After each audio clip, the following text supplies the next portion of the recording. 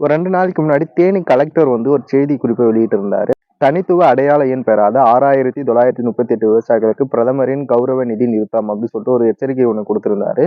அது வந்து இந்த மாசம், அதாவது ஜூன் 30ஆம் தேதிக்குள்ள பண்ணிடணும் பண்ணாதவங்க எல்லாம் அப்படின்னு சொல்லியிருந்தாரு.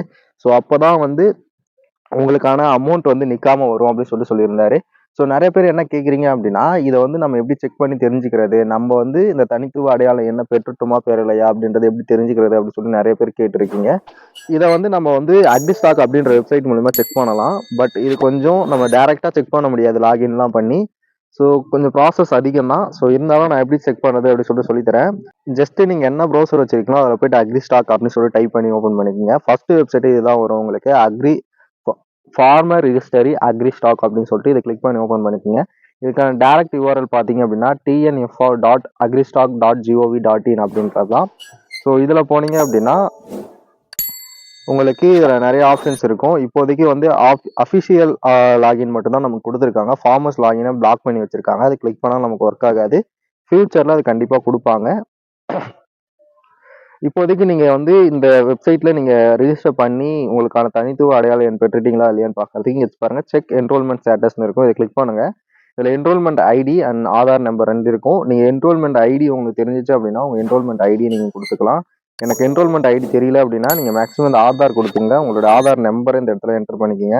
ஓகே, நான் வந்து என்னோட ஆதார் நம்பர் இந்த இடத்துல கொடுத்துட்டேன். ஸோ இப்போ செக் அப்படின்னு சொல்லிட்டு கொடுத்தோம் அப்படின்னா நமக்கு வந்து நம்மளோட ஐடி என்ன, அப்ரூவல் ஆயிடுச்சா ரிஜெக்ட் ஆயிடுச்சா, என்ரோல்மெண்ட் எந்த டேட்ல பண்ணோம், ஃபார்மர்ஸோட நேம் என்ன, அப்ரூவல் பை ரிஜெக்ஷன் டேட் எப்போ ஆச்சு, அப்ரூவல் பை ரிஜெக்ஷன் என்ன ரீசனுக்காக பண்ணியிருக்காங்க அப்படின்ற மாதிரி டீட்டெயில்ஸ் கொடுத்துருப்பாங்க. இந்த இடத்துல உங்களுக்கு இந்த மாதிரி அப்ரூவல் அப்படி சொல்லிட்டு வந்துருச்சு அப்படின்னா நீங்க எந்த தனித்துவமான அடையாள எண்ணை பெற்றுட்டீங்க. அந்த தனித்துவமான அடையாள எண் இங்க இருக்க பாருங்க, சென்ட்ரல் ஐடி அப்படி சொல்லிட்டு அதுதான்.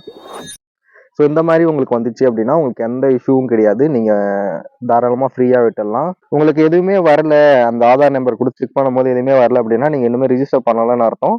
ஸோ உடனே வந்து நீங்க உங்க பக்கத்துல இருக்க சிஎஸ்சி சென்டர் போங்க. அவங்க லாகின் வித் சிஎஸ்சின்னு இருக்கு பாருங்க, இதை கிளிக் பண்ணி உங்களுக்கு ரிஜிஸ்டர் பண்ணி கொடுப்பாங்க. அப்படி இல்லை அப்படின்னா உங்க அக்ரி டிபார்ட்மெண்ட்டை காண்டாக்ட் பண்ணுங்க. அவங்களுமே இந்த அஃபிஷியல் லாகின்ல லாகின் பண்ணி உங்களுக்கு ரிஜிஸ்டர் பண்ணி கொடுப்பாங்க. ஸோ இந்த தனித்துவமான அடையாள எண் இருந்தால் மட்டும்தான் உங்களுக்கான பிஎம் கிசான் சம்மன் நிதி யோஜனா திட்டத்தில் 2000 ரூபாய் உங்களுக்கு வரும் அப்படின்ற மாதிரி தேனி மாவட்ட கலெக்டர் சொல்லியிருக்காங்க. இன்னும் நிறைய பேர் சொல்லியிருக்காங்க. யார் யாரெல்லாம் சொல்லியிருக்காங்க, என்ன சொல்லியிருக்காங்க அப்படின்றத அடுத்தடுத்த வீடியோஸ்ல போடுறேன். இதே போல அக்ரிகல்ச்சர் ரிலேட்டான கண்டென்ட் ரெகுலராக பார்க்கறதுக்கு மறக்காம நம்ம சேனல் சப்ஸ்கிரைப் பண்ணிக்கோங்க.